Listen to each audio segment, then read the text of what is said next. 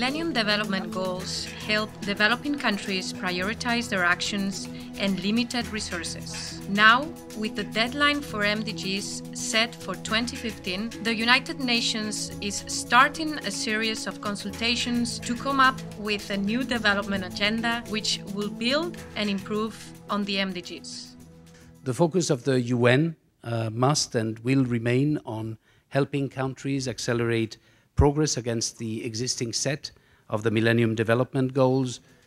Discussions like the one we are starting today have already begun on the development agenda that could build on the current set of goals when they expire. The MDGs helped in focusing policy towards poverty reduction, particularly many of its non-income dimensions: good health, primary education, gender equality, and environmental sustainability. In some ways, the MDG agenda was a counter-reaction to the explicit focus on economic growth, markets, and liberalization that had characterized development assistance in the 80s and 90s. If we look at the post-2015 development agenda, it would be extremely important to revisit the list of MDG 1B.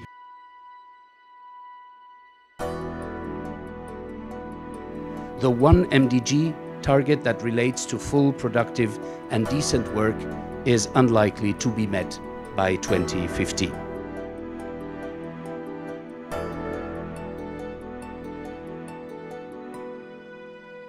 We have just lived through the worst economic crisis since the Great Depression.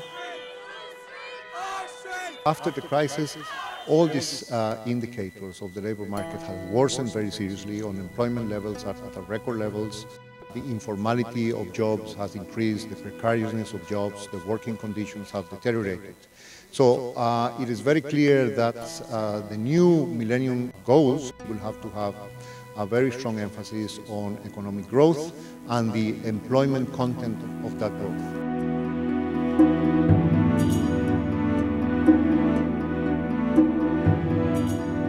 There seems to be an emerging consensus that the dynamism of growth and employment should be placed to the fore of the discussion toward the post-2015 development agenda. Of course, the nature of growth has to be examined. It has to benefit the social development and human development, and also it has to be compatible with sustainability and equity.